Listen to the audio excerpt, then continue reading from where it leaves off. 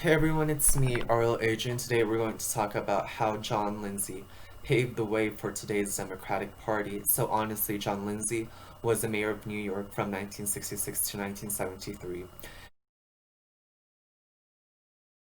He was also a House member from 1959 to 1965.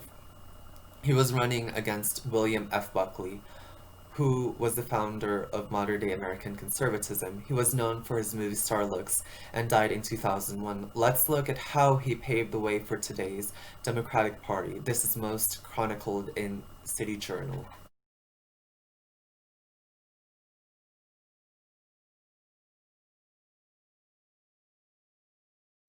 So when he was running, John Lindsay warned that a municipal income tax would terrify middle-income groups. When he was elected, he did anyway.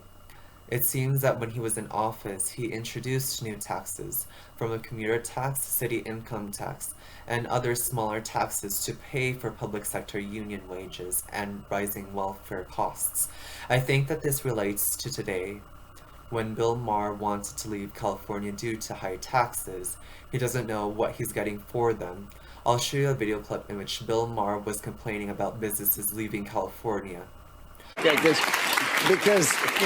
I mean, there is an exodus. California businesses are leaving the state in droves. In just 2018 and 19, which were economic boom years, 765 commercial facilities left, 13,000 businesses left between 2009 and 2016. Look, I came out here in 1983. I found paradise. I love California. I do. I don't want to leave. But I feel like I'm living in Italy in the 70s or something. Super high taxes, potholes in the road, I don't know what I'm getting for my super high taxes. And I do understand, and this talk of exodus, I tell you, people talk about this a lot now, and people are leaving. Like in my industry, Joe Rogan left, Ben Shapiro, sorry ladies. Elon Musk talks about leaving. What do you say about that as a California representative? I also can see that 50 Cent doesn't like the tax plan of Joe Biden. I believe that 50 Cent posted this in an Instagram post. I think that the effects of increasing the tax rate during the administration of John Lindsay was that 600,000 jobs had left the city and suffered immigration from the city's middle-class residents. Another thing that John Lindsay did was he created a new alliance that consisted of white liberals and black separatists. It was pitted against the old ethnic democratic machine, so he did this in 1968, when he turned over the schools of the heavily black Ocean Hill-Brownsville area to the black separatists, who then fired the mostly middle-class Jewish faculty. The black separatists, as noted by Charles Morris, a Lindsay administration member, were bankrolled by the Ford Foundation, New World, and Taconic. There were a series of teacher strikes thereafter, and it led to the city being divided. There were many A-list celebrities like Dwight McDonald, Norman Mailer, and Murray Kempton that came out for the schools that freed blacks from middle-class morality. Education standards were also lowered for black students, and a new ethnocentric curriculum was introduced. He went to Harlem to apologize for Dr. King's deaths, which prevented the racial riots from happening there.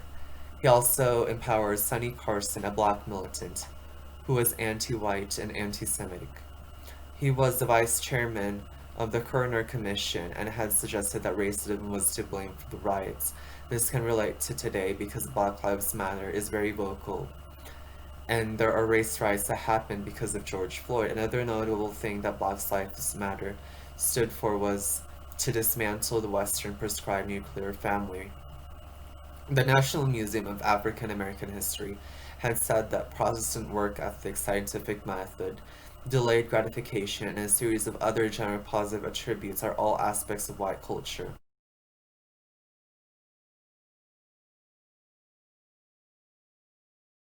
There were a group of black women who wanted to create an all-black community in Georgia called the Freedom Georgia Initiative after 400 years of black oppression. You can watch the segment about this in Treehouse News. John Lindsay also recruited people to be on welfare and funded seminars on how to recruit more welfare recipients. They abandoned screening for applicants' eligibility and set no time limits for welfare benefits. Welfare rules had doubled under Welfare Commissioner Come and Get It Mitchell Ginsburg, even though black unemployment was 4%.